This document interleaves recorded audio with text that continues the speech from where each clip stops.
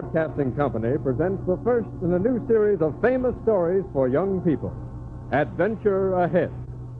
This week, a tale suggested by that epic of the sea, 2 years before the Mast, by Richard Henry Dana.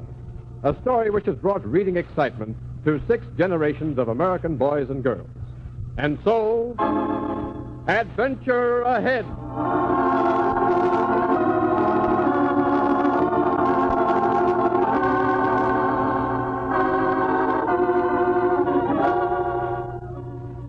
It was 1844, and the first time that I ever saw the Pilgrim, I knew she was the ship for me. Because in all of Boston Harbor, she had the finest lines, the deepest draft, and masts that almost scraped the sky. Yes, the Clipper Pilgrim seemed the answer to my dream. The largest, tallest, most seaworthy ship that I had ever seen. And even though I'd never been to sea and hardly knew my way around a deck, I climbed aboard to find the captain. You looking for somebody? Well, yes, I am. I want to speak to the captain. Not after a job, are you? A berth? Yes, sir. She's a fine ship. Maybe. There's worse ships afloat in the Pilgrim, and there's better ones, too. What do you mean? You'll find out soon enough if Captain Taylor signed you on. Do you think he'll take me? I never been to sea. It won't make much difference this trip. Pilgrim's due to sail tonight, and we need men. You look strong enough, husky. You can learn, we'll make a sailor out of you. Why, you might be first mate by the time we sail back home again. Well, thank you, Mr. My name's Harris. Save the mister for the office. I'm just one of the crew. All right, Harris. You'll find Captain Taylor aft. Aft? Needing men to fill out the crew, I expect he'll be glad to see you.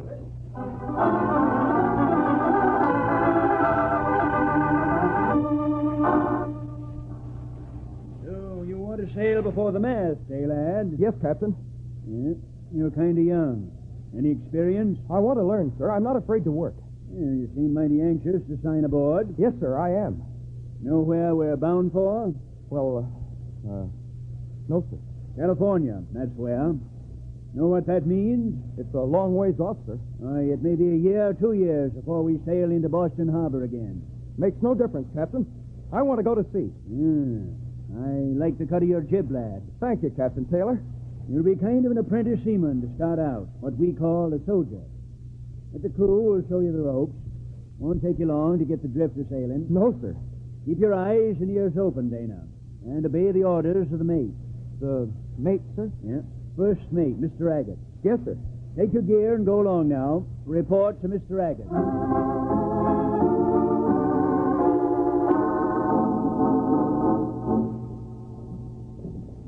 You're the new man, huh? Yes, Mr. Agate. Ever been to sea, Dana? No, sir. Ah, a landlubber. Please, sir, I want to be a sailor. All I'll try right, to work. Dana, none of your jaw.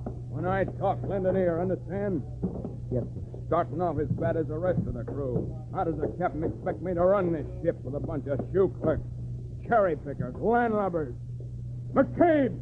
Mr. McCabe! Aye, sir. Aye, mate. Here's a new man, McCabe. Give him a bunk in the forecastle. Aye, mate. Dana here thinks he wants to be a sailor. Yes, sir. But I'll take that out of him by the time we're on the horn. Aye, we all Landlubber. started out that way, mate. Oh, did we, Mr. McCabe? And who asked for your opinion? Well, I only... Don't forget, you're just the second mate on this ship, McCabe. When I want your opinion, I'll ask. But I only wanted... Shut up. I don't like a man that talks a lot, McCabe. I'll make you wish you never sailed aboard the Pilgrim.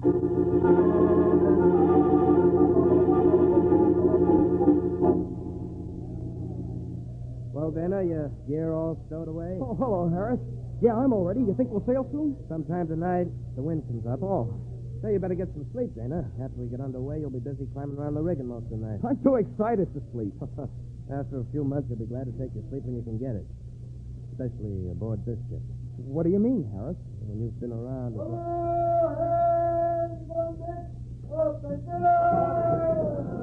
Well, Dana, this is it. You mean we're underway? Aye, get a move on. This way you'll learn to spread canvas.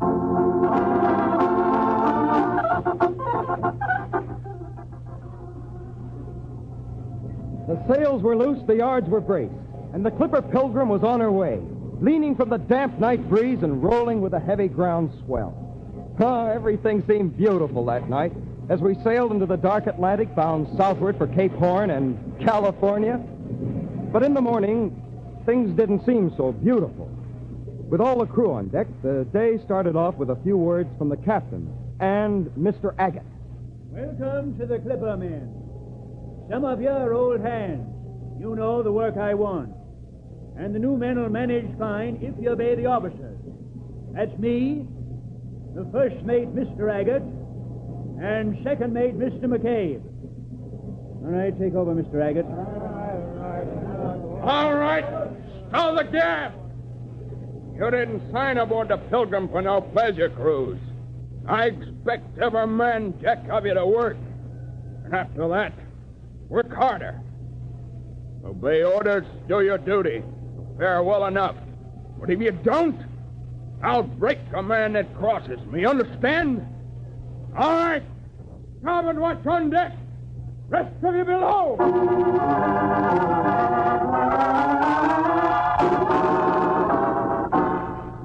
From that day on, our work seemed never to cease. For there was always work to do aboard a sailing ship, rigging to be examined, continually replaced, sails to be mended, and ropes or yards repaired, taking off, mending, putting on, taking off, mending, putting on. There's no rest for those at sea, regardless of the weather. It was difficult to learn at first, the scheme of things aboard a full-rigged clipper. But the crew helped me in every way. I never will forget Tom Harris's advice to me before I went aloft among the sails. First time. It's not hard, Dana. Keep one hand for yourself, one for the ship, and never spit the wind. The winds blew up and down the Pilgrim's deck. Days grew into weeks and months. But there was always work to do. More work and still more work. Our Mr. Agate saw to that. Washing down the deck, scrubbing, holy turning, oiling up the rigging, bracing rust, mending sails. The ship was like a lady's watch, never in repair. One afternoon, when the weather was bright and we stood well off the coast of Brazil with a strong wind at our stern. Sailor there! Move along! Trim the topsail! Rigging your boom! You, Dana Harris. Aye, sir. Right along. Coil up this rigging. Aye, sir. Look aloft there. I want to see you swabs at work. At work from stem to stern. Water wings the keel and rigging your boom. Well, Dana, Look 3 months aloft. of this. What do you think of sea life now? Well, it's hard enough work, Harris, but I don't mind. I'll get used to it, I suppose. No, Dana. As long as Mr. Agate's aboard, none of the crew will get used to this driving. Well, you shipped with him before, haven't you? Aye, many times. Hard work and never a kind word. Well, what about the captain? He's hardly ever up on deck. Doesn't he know the mate's just stirring trouble? I doubt it. Captain Taylor trusts the mate, I'm sure of that. And since the captain's sick so much, well, someone has to take command. The captain's sick? In his cabin most of the time. What's wrong with Captain Taylor? I don't know. No one knows, I guess, except Dr. Agate. Dr. Agate? Aye. Does he know about medicine? I suppose his cabin's full of jars and bottles. Well, does that make him a medical man? Well, he's the maid. He keeps the medicine chest. All I hope then is I never get sick on this voyage. Well, none of Agate's cures or remedies for me either. All I need to keep me shipshape is my good luck charm. As long as I have this, I'm safe. Can I see it? Aye. It's a lucky elephant. Yeah. Oh, an ivory elephant. Where'd you get it, Harris? India, 4 years ago. Oh, I'll give it to you, Dana. Someday, when I quit the sea. I'd like to have it, but that'll be a long time waiting.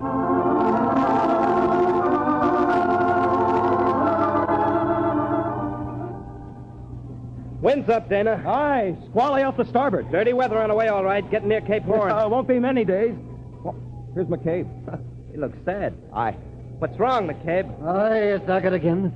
I just had another set to with him. Oh? He's been after me ever since we left Boston. I'm afraid of him. What are you afraid of? I don't know. He might do anything. As long as the first mate's are running this ship, we're headed straight for trouble.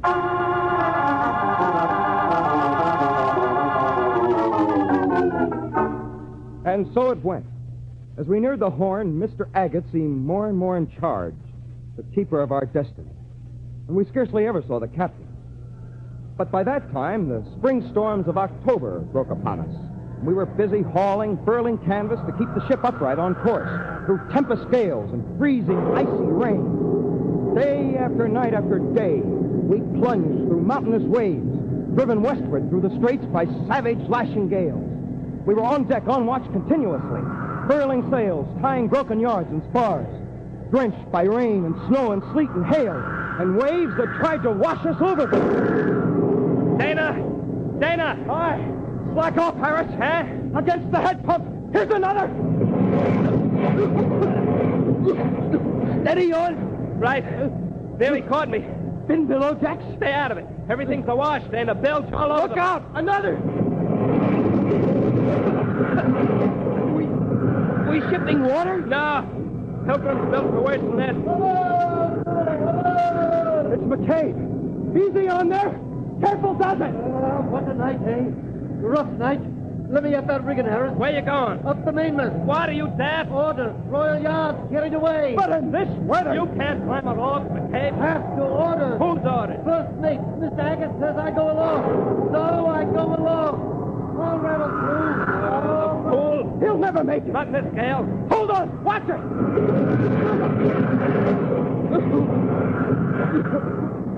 There he is. Still climbing aloft. Can't we do something? An order's an order, Dana, especially when it comes from Mr. Rack. How can he hold on in this wind? Brother, heave of the ship. Look out! He's slipped. He's falling.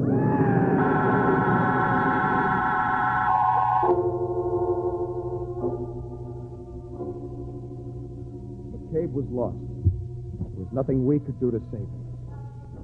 4 days later, when the Cape Storm blew itself away, Harris and I were talking. He ordered McCabe up in the rigging. Mr. Raggett ordered him aloft. What do you mean, Harris? I think he tried to kill McCabe. I wonder.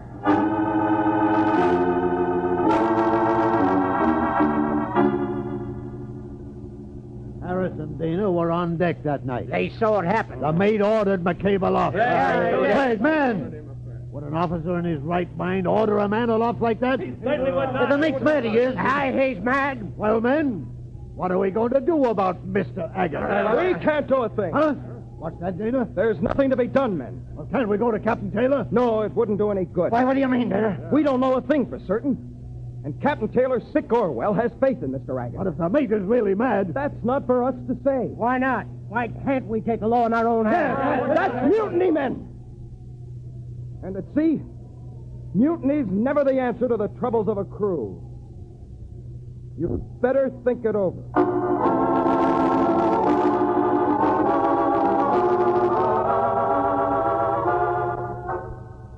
With fresh, strong winds behind us, we sailed on, northward, up along the coast of South America, past Chile, Panama, Mexico, closer, drawing closer to our goal of California.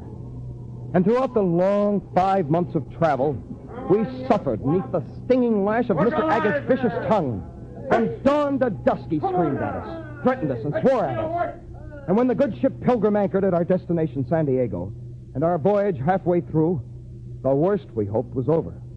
And we celebrated with a shore leave. Our first since leaving Boston, as the crew was emptied of her cargo, and the holds refilled with cattle hides. And then, in April, we set sail again, bound for the Cape and home. The Pilgrim was going back to Boston, and we were going home.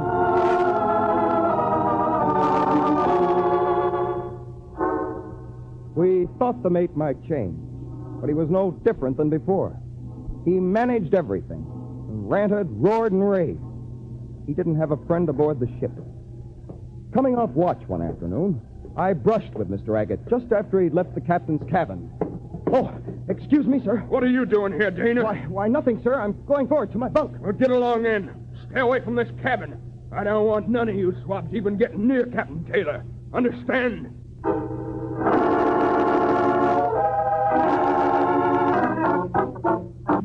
Watch, Dana. You look like somebody jarred your compass. I just fell foul of the mate.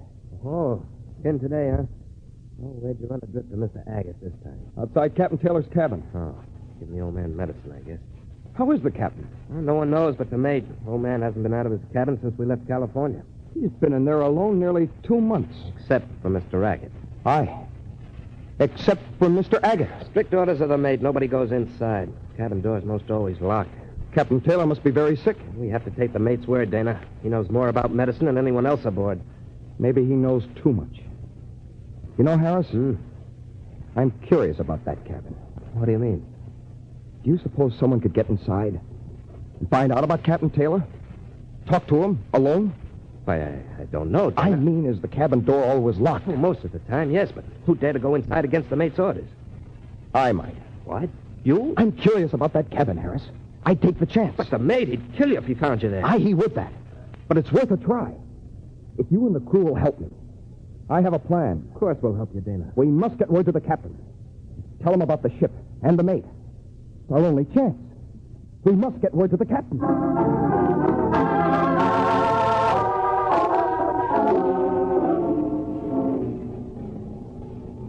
Careful now. The mate, huh? Here he comes, careful.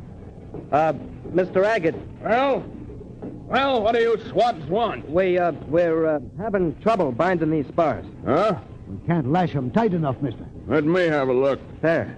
Ah. Well, this rope's too wet, see? Aye. You two call yourselves sailors. Huh? You use some dry rope like this. Make a bight, circle around twice.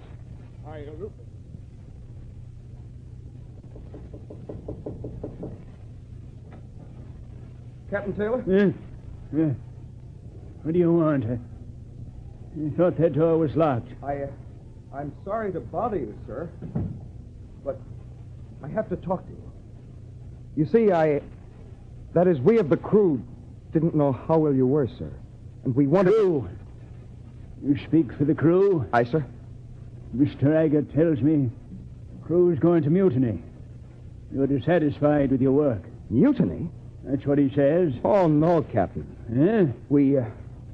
Well, we're not exactly satisfied with Mr. Agate's way of running the ship in your absence.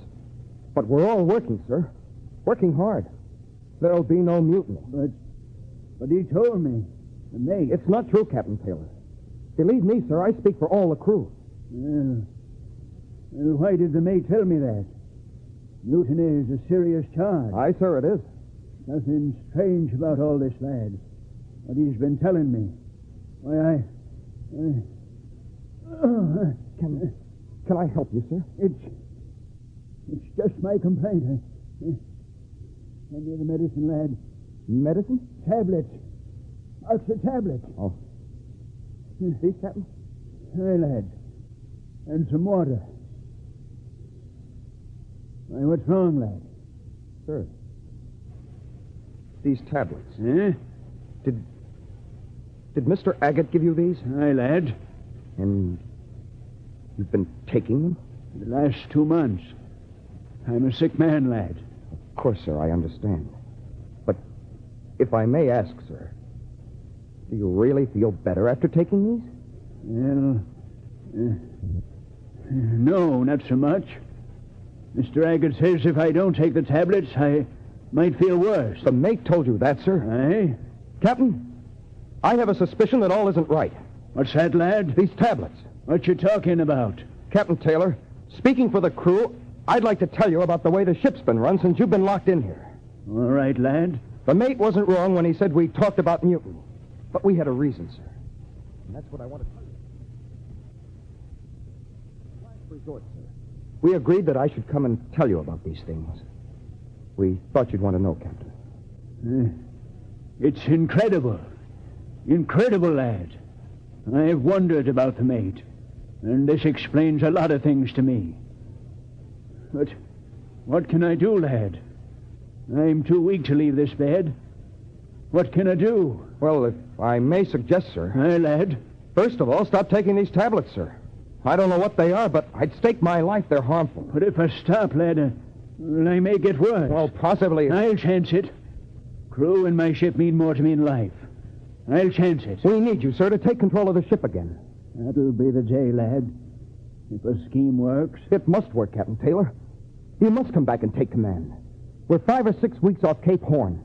And in the dead of winter, we can never sail around without you, sir.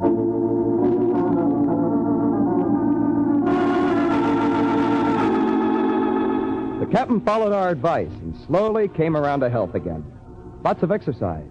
And when he was hungry, we sneaked him bully beef and biscuit. All unknown to Mr. Agate, though. And then, one day in June, Captain Taylor left his cabin, came on deck, quite suddenly, surprising all the crew at work. But most of all, surprising Mr. Agate. Faster, you swabs! What I need is a black snake whip. That makes you move along. Did you say something about a whip, Mr. Agate? Why, Captain. Surprised to see me, eh, mate? You, sir. You shouldn't be up. Oh, no? Why not, Mr. Agate? Why, your health, sir. My health? I never felt better. Your cure was real good, Mr. Agate. I feel fine. Oh, you do? Well, you got no right up here. No? And why not? I've earned my right to run this ship. Oh? I've been running a Pilgrim for the last 3 months, and before that. So I understand. And I can sail her into Boston myself. Oh, can you now, Mr. Agate? And nobody'll stop me. No? Well, I can stop you, Mr. Mate. You've been running things too long aboard my ship. You made several big mistakes. First, when you tried to poison me. Huh? And then when you didn't recognize men, real men, these men, your crew. Crew? But they were There's not a better crew on any ocean, Mr. Agate. You might learn a lot by watching them. a mutiny. What about It seems to me, Mr. Mate, that if anybody is guilty of insurrection and taking over the control of a ship, it's you, Mr. Mate, and nobody else. Yes, sir. Yes, Captain. If I didn't need every man jack aboard ship to get around the horn, I'd toss you in the brig, Mr. Mate. So you're on good behavior. And if you make good, I'll forget about the charges I mean to bring against you, mate. Aye, sir. Watch your step, Mr. Agate. And don't be asking any man jack to do a job you wouldn't do yourself.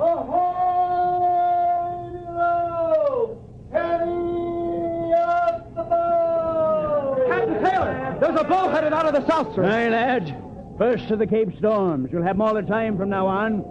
Shorten sail! Man the clothing! Man the clothing! Getting dark, sir, in the southeast. Aye, it'll be rough and heavy through the straits this time of year. Aye, sir.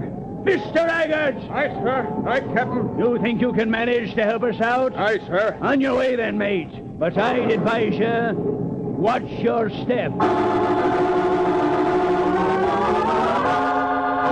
We'd prepared for winter weather, but we never expected the heavy storms that lashed our ship from stem to stern as we went around the Cape. The worst of all the storms struck late one night when I'd come up on watch. The great ship rolled and pitched and wallowed in the heavy sea, driven blindly eastward by a gale of rain, sleet, and snow. It was all a man could do to keep his feet upon the wet and slippery decks. Dana! Dana! Aye, sir. Aye, Captain Taylor. Easy on there, lads. Aye, sir. Harry's with you? Right here, Captain. Good. She's rough tonight, lads. Aye, she's heavy. You lashed the longboat? Aye, sir. Now, hold on. Here comes the tall one. Lift the rigging holes. We'll weather through. Every sparring yardarm's lashed down, sir. That's right, Captain. And we'll hope for the best, lads. Have you seen the mate, Mr. Agate? It's along the deck, Captain. Oh. Belay, mate! Mr. Agate! Light along, Mr. Agate! Captain. Go on it, mate. Aye, Mr. Agate. All snug aft. Aye, Captain. Took another turn of lashing around. Topmast down, sir. Aye. She's down all right. Dragging loose. And she's liable to break off, saving the deck. Somebody ought to go aloft. Hey, lash her down against the mast. But it's dangerous. A man can't climb up in this wind, this sea. But she's got to be lashed. Can't be done, Captain. Not in this weather. No worse than the night you sent the cable off. What did you say, Harry? You heard him, Mr. Agate. You sent McCabe up in weather as bad as this. Oh, you're going to order aloft this time, Mr. Raggett. Well, That topmast's got to be mended, mate. You going aloft yourself? me? No. No, I won't. No. It's death for the man that tries it. But you ordered McCabe aloft, didn't you? I won't. It's death. Certain death. All right, Mr. Agate. You've had your chance to make good, and you failed. I don't care. I won't go up. I won't. I won't. No. No. Captain Taylor. Aye, Dana. I'll go aloft, sir. Yeah? I'll go up. You? She must be lashed down, sir. I think I can do the job. It's a long chance, Dana. I know, Harris, but I'll try if I may, Captain. Well, I'm not ordering you, Dana. But if you think you can make it, Aye, sir. then go aloft, Dana, and best of luck. Thank you, sir. The wind's bitter, the rope's icy. Be careful, lads. Watch your step, Dana. I'll be careful. Think we'll make it, sir? I don't know, Harris. Mr. Agate! Aye, sir. Keep your eye on young Dana, doing the job you're afraid to do. Climbing higher.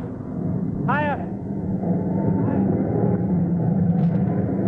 Up and up I climbed, hand over hand upon the icy ropes and rigging. Sleet and rain beat down and splashed my face. The whole ship lurched, sunny. It shaped me into the sea. seemed like hours until my frosted, bleeding hands had lashed the broken mast. I'd started down the deck again. Here he is, sir. Here's Dana. Easy, lad, easy. Hi, Captain. Give me a hand, Dana. I'll help you.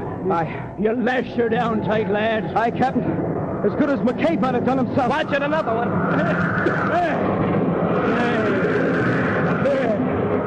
You're a brave lad, Dana, a brave lad. Agate! Mr. Agate! Yes, sir. Aye, Captain. You call yourself a mate? Take a look at a real seaman.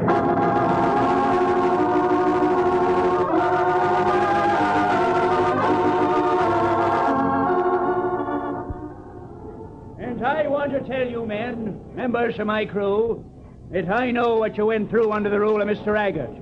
And he'll stand trial for his misdeeds when we get to Boston. Since Mr. Agate's in the brig, that leaves us without a first mate. And since young Dana had the most to do with bringing Mr. Agate to justice, I'd like for Richard Dana to be first mate of the Pilgrim till we get to Boston. Well, congratulations, Mr. Dana. I don't know what to say, Harris. You should have been the one to get the first mate's berth. Well, you earned it, Dana. I didn't. I guess your good luck white elephant wasn't working this time. One thing more, men. Mr. Agate won't be drawing his salary down in the brig. So I propose to divide it up equally among the crew. I expect you can use the extra money when we get to Boston.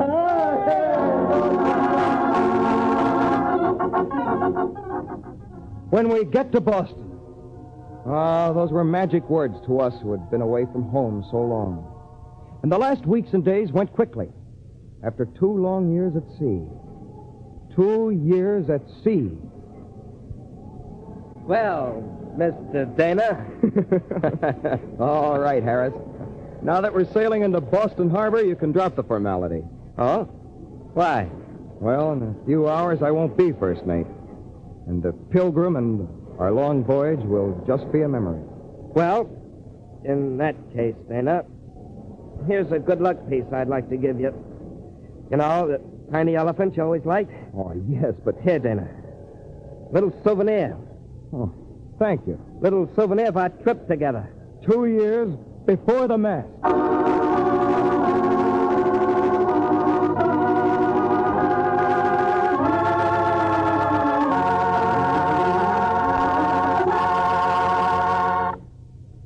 This story of 2 years before the mast, suggested by Richard Henry Dana's classic of that name, was written by Tom Goutet and was the first in NBC's new series, Adventure Ahead.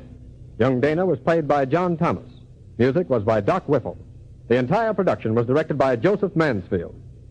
During the weeks to come, as each Saturday morning unfolds Adventure Ahead, you will meet a gallery of heroes and heroines who appeal to youthful-minded listeners of every age. From the pages of books and stories, both old and new, your adventures will come to life, engaging in their exploits solely for your pleasure. NBC and its affiliated independent stations present Adventure Ahead as a public service.